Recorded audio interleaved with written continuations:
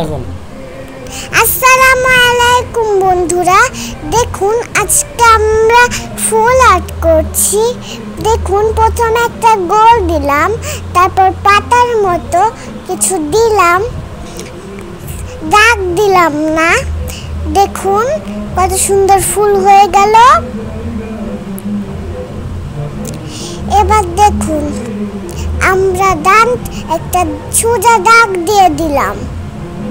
দেখুন কি দিলাম, একটু একটা কাটা দিয়ে দিলাম, এরপর মাটি দিয়ে দিলাম। দেখুন কত সুন্দর একটা ফুল হয়ে গেল।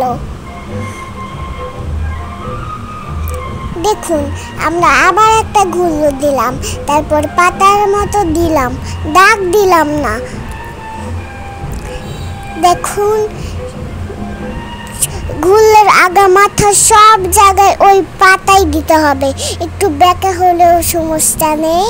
তারপর আমরা একটা সোজা বেঁকা দাগ দিয়ে নিচে একটা মাটি আঁকিয়ে দিলাম।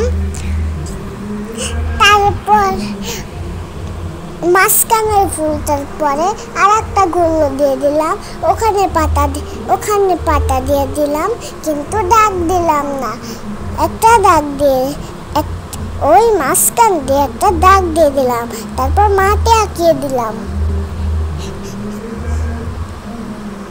দেখুন এবার আমরা রং করছি। এই রংটা গাঢ় হয়নি,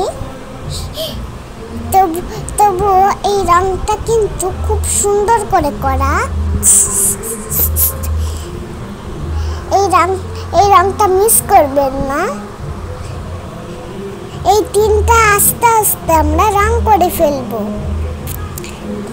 এই রংটা যদি ভালো লাগতো তাহলে আপনাদেরকে অনেক শেয়ার দিতাম, কিন্তু আপনারাই আমাকে শেয়ার দেবেন, আমি আজকে আর শেয়ার দেব না।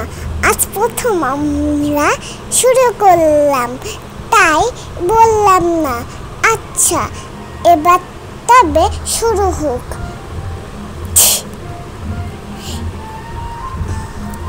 দেখুন বন্ধুরা, আমি একটুখানি রং করতে একটু রং করে দিয়েছি ওখানে।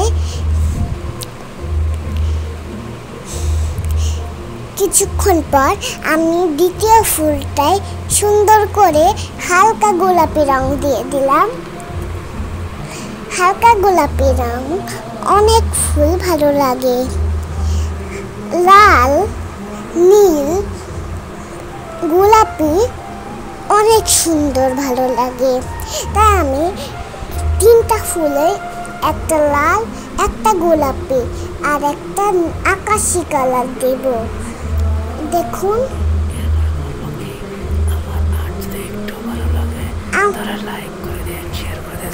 আমার আর্টটা যদি ভালো লাগে, একটু ভালো লাগে তাহলে শেয়ার কমেন্ট করে দিয়েন, সাবস্ক্রাইব করে দিয়েন।